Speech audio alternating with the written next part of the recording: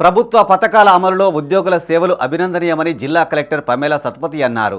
తిమ్మాపూర్ మండలం ఎల్ఎండి కాలనీలోని superintendent engineer నీటిపారుదల సర్కిల్ కార్యాలయంలో తెలంగాణ గెజిటెడ్ ఉద్యోగుల సంఘం ఆధ్వర్యంలో డైరీ ఆవిష్కరణ కార్యక్రమం నిర్వహించారు. ముఖ్య అతిథిగా కలెక్టర్ హాజరై నూతన సంవత్సర డైరీని ఆవిష్కరించారు. ఎన్నికలు నిర్వహించడం, సర్వే, ప్రభుత్వ పథకాల అమలు వంటి కీలకమైన బాధ్యతలు ఉద్యోగుల సహకారంతో విజయవంతంగా పూర్తి చేశామని కలెక్టర్ పమేలా సత్పతి అన్నారు. ఏ ప్రభుత్వ కార్యక్రమాలైనా విజయవంతంగా అమలు చేయడంలో జిల్లా ఉద్యోగులు ముందు వరుసలో ఉంటారని తెలిపారు. ఉద్యోగులు సేవా దృక్పథంతో, అంకితభావంతో విధులు నిర్వహించాలని సూచించారు.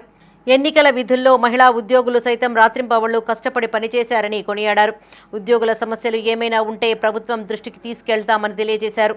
ఈ కార్యక్రమంలో ఎంప్లాయర్స్ జేఏసీ చైర్మన్ మారం జగదీశ్వర్, తెలంగాణ గెజిటెడ్ ఉద్యోగుల సంఘం రాష్ట్ర అధ్యక్షులు ఏలూరు శ్రీనివాస్, ప్రధాన కార్యదర్శి సత్యనారాయణ, టీజీఓస్ జిల్లా అధ్యక్షులు మడిపల్లి కాళీచరణ్, టీఎన్జీఓస్ జిల్లా అధ్యక్షులు దారం శ్రీనివాసరెడ్డి, రాష్ట్ర నాయకులు శ్యామ్, సంగెం లక్ష్మణరావు, ఉద్యోగులు పాల్గొన్నారు. ఒక యావరేజ్ ఎంప్లాయీకి ఇంకొక యావరేజ్ ఎంప్లాయీ నుంచి ఒక బ్యాడ్ ఎంప్లాయీకి డిఫరెన్షియేటింగ్ ఫ్యాక్టర్ కొంతైనా ఉండాలి. అది ఏముంటది? వర్క్ వర్క్ వర్క్ వర్క్ తరఫు యాటిట్యూడ్. గవర్నమెంట్ ఎంప్లాయీస్ అని చెప్తే ఏమనుకుంటారు? అరే ఎప్పుడు వస్తారు, ఎప్పుడు పోతారు, లేట్ వస్తారు, తొందరగా పోతారు, మధ్యలో 3 చాయ్ బ్రేక్లు తీసుకుంటారని మా మీద జనరల్ పబ్లిక్ ఒపీనియన్ ఎట్లా ఉంటది. కానీ ఇది కరెక్ట్ కాదు. కార్పొరేట్ కి వర్క్ ఫ్రమ్ హోమ్ అనేది ఒక వర్క్ ఫ్రమ్ హోమ్ ఉండొచ్చు. మాకు 2 ఉంటది, వర్క్ ఫ్రమ్ హోమ్ ఉంటది, వర్క్ ఆన్ ఫీల్డ్ ఉంటది. మేము 24 అవర్స్ పనిచేసేందుకు మేము సిద్ధంగా ఉన్నాం.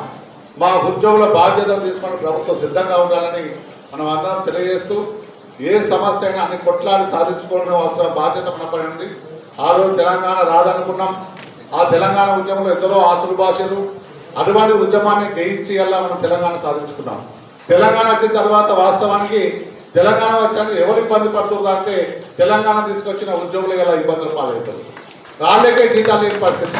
గతంలో ఫస్ట్ రోజు జీతం వచ్చేది, జీపీఏ పొద్దున పెట్టుకుంటే సాయంత్రం వరకు మన బిల్లు వచ్చేది. కానీ తెలంగాణ వచ్చినాక మన పరిస్థితి ఘోరంగా ఉంది. వాస్తవానికి ఎన్నో పథకాలు ఇలా మనం అమలు చేసాం. మనకు ఇలా ఇటువంటి పరిస్థితి వస్తారు మనం ఊహించలేదు.